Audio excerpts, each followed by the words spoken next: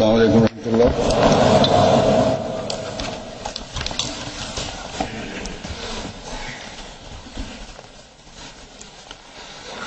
اشہد ان لا الہ الا اللہ وحدہ لا شریک لہ واشہد ان محمدا عبدہ ورسولہ. اما بعد فاعوذ باللہ من الشیطان الرجیم. بسم اللہ الرحمن الرحیم. الحمد للہ رب العالمین الرحمن الرحیم مالک یوم الدین. إياك نعبد وإياك نستعين. اهدنا الصراط المستقيم صراط الذين أنعمت عليهم غير المغضوب عليهم ولا الضالين.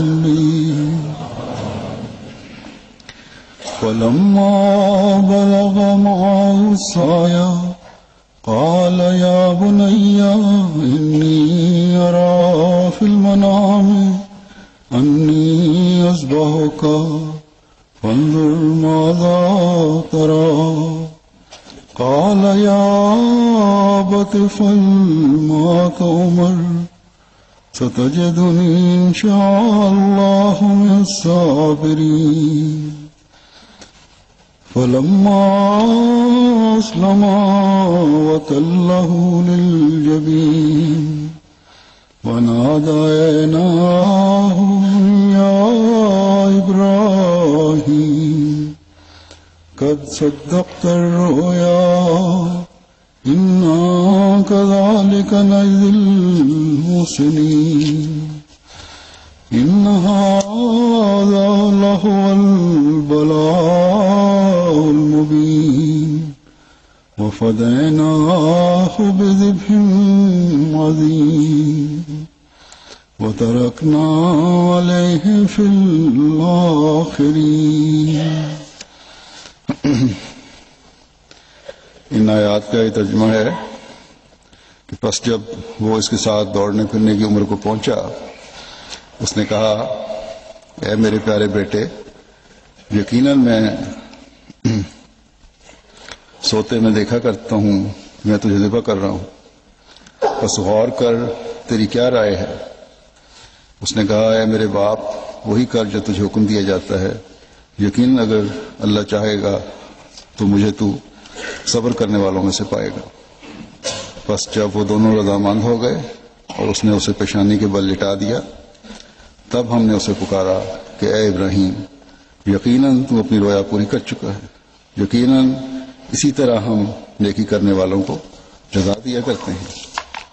یقیناً یہ ایک بہت کھلی آزمائش تھی اور ہم نے ایک ذبح عظیم کے بدلے اسے بچا لیا اور ہم نے بعد میں آنے والوں میں اس کا ذکر خیر باقی رکھا. آج ہم عید اضحیٰ منا رہے ہیں یعنی ایسی عید جو قربانیوں کی عید ہے. اس قربانی کی یاد میں عید ہے جو آج سے 4000 سال پہلے قربانی کے نئے معیار قائم کرنے کے لیے اللہ تعالیٰ کے دو برگزیدوں نے اپنی طرف سے پیش کر دی تھی. لیکن خدا تعالیٰ نے اس وقت ایک گردن کے خدا تعالیٰ کی راہ میں کاٹنے اور کٹنے کو اس لیے روک کر صدقت رویا یعنی تو نے اپنی خواب پوری کر دی اور گویا گردن کٹوانے کی قربانی قبول ہو گئی کا اعلان فرمایا تھا کہ اس ایک گردن کٹنے کے بجائے اللہ تعالی ذبح عظیم کی مثال قائم کرنا چاہتا ہے، ایسی ذبح عظیم جس کا معیار ایک گردن کٹوانے سے بہت بلند ہونے جا رہا تھا۔ جب وہ عظیم نبی پیدا ہونا تھا جس نے نہ صرف خود خدا تعالیٰ کی راہ میں ہر وقت اپنی جان کا نذرانہ پیش کرنے کے لیے تیار اور مستعد رہنا تھا، بلکہ اپنے ماننے والوں میں بھی وہ روح پھونکنے والا تھا جو ہر لمحہ قربانیوں کے نئے سے نئے معیار قائم کرنے والے بنتے چلے جانے والوں کی روح تھی۔ اور پھر چشم فلک نے دیکھا کہ قربانیوں کے عجیب رنگ قائم ہوتے چلے گئے، معیار قربانی کی عجیب مثالوں کے نمونے ابھرنے لگے۔ ان قربانیوں میں ایک دوسرے سے سبقت لے جانے کی کوشش کرنے میں حضرت صلی اللہ علیہ وسلم کے صحابہ یہ سوچ رکھتے تھے کہ ہمارا پیارا خدا ہمارے اس عمل سے راضی ہو۔ اگر صبر اور حوصلے کی قربانی دینی ہے تو یہ لوگ اپنے آقا صلی اللہ علیہ وسلم کے اسوے پر چلنے کی کوشش کرتے ہوئے ہر لمحہ تیار تھے۔ اگر مال کی قربانی کا وقت آیا تو رسول خدا صلی اللہ علیہ وسلم کی تربیت یافتہ ایک دوسرے سے بڑھ کر تیار تھے۔ اگر جان کی قربانی کا وقت آیا تو ایسے نمونے قائم ہوئے کہ انسان حیرت میں ڈوب جاتا۔ ان کی جان کی قربانی کے شوق کو دیکھ کر، اس حالت شوق کو دیکھ کر اللہ تعالیٰ نے قرآن کریم میں ترجمہ فرمایا ہے۔ اللہ تعالیٰ فرماتا ہے وَأَعْيُنُهُمْ تَفِيضُ مِنَ الدَّمْعِ حَزَنًا أَلَّا يَجِدُوا مَا يُنْفِقُونَ، اور ان کی آنکھیں اس غم سے آنسو بہا رہی ہوتی ہیں کہ وہ کچھ نہیں رکھتے جسے وہ خرچ کریں۔ یہ خرچ صرف مال کا خرچ نہیں ہے، بلکہ اللہ کی راہ میں جب جہاد کے لیے کہا گیا تو اس وقت یہ حالت تھی۔ سفر لمبا تھا تو سواری کی ضرورت تھی جو ان لوگوں کو میسر نہیں تھی، غریب لوگ تھے، بلکہ ان کے غربت کی یہ حالت تھی کہ ان کے پاؤں میں جوتی بھی نہیں تھی، اور بعض روایت سے ثابت ہوتا ہے کہ ان کا یہ مطالبہ تھا کہ ہمیں جوتی ہی مل جائے تو ہم بھی اس لمبے سفر میں پیدل ہی ساتھ چل پڑے،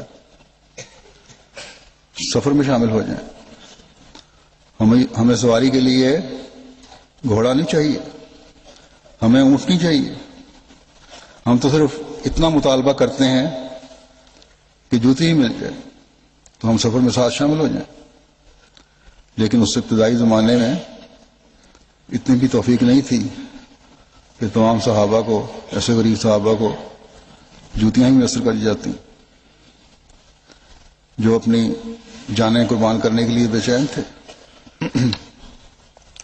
اللہ تعالیٰ فرماتا ہے کہ یہ یقیناً وہ مومن تھے جو قربانی کا شوق رکھنے والے ہیں۔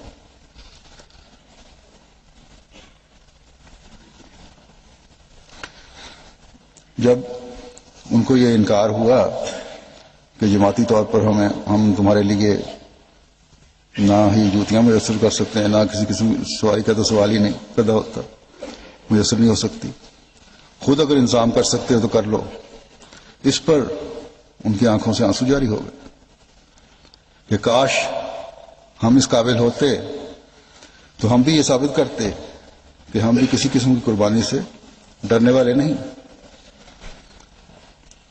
یہ مال اور جان خدا کا ہے، ہم تو قربان کرنے کے لیے ہر وقت بے چین ہیں اسے. اور پھر موقع ملنے پر ان لوگوں نے ثابت کر دیا کہ وہ غلط نہیں تھے، وہ بہانے بنانے والے نہیں تھے. بس قربانی کرنے کی خواہشات اور عمل نے ہی ان کو وہ مقام دلوایا جب اللہ تعالیٰ نے ان کو اس سند سے نوازا کہ رضی اللہ عنہ، اللہ ان سے راضی ہوا.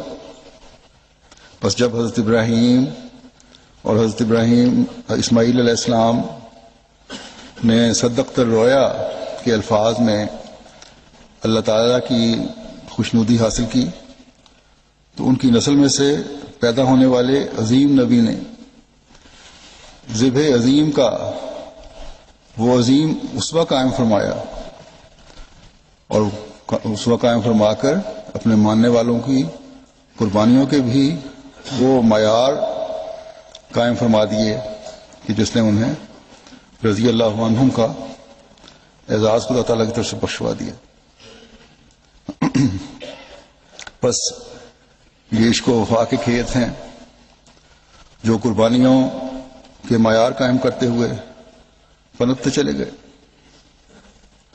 اللہ تعالیٰ نے ان قربانیوں کے بدلے دنیاوی ساز و سامان بھی بعد میں مہیا فرما دیے، ملک بھی عطا فرما دیے، حکومتیں بھی عطا فرما دی.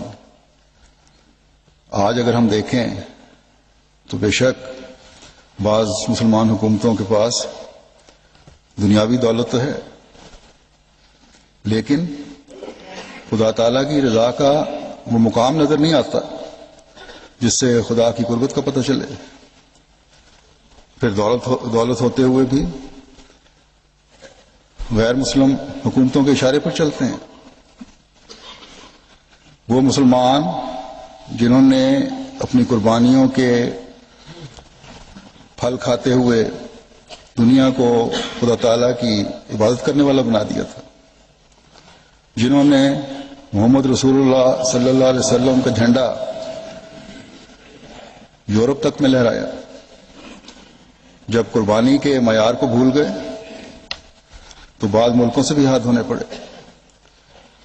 جب اسلام کی تبلیغ کے بجائے لالچوں نے دل میں راہ پا لی تو حکومتیں بھی کمزور ہو گئیں اور عزت بھی گئی. آخر سب کچھ ہاتھ سے دھونا پڑا اور آج وہ عزت اور وقار قائم نہیں مسلمان ملکوں کو. آج اگر رد عمل کے طور پر کوئی طاقت ابھرنے کی کوشش کر رہی ہے مسلمانوں میں سے جو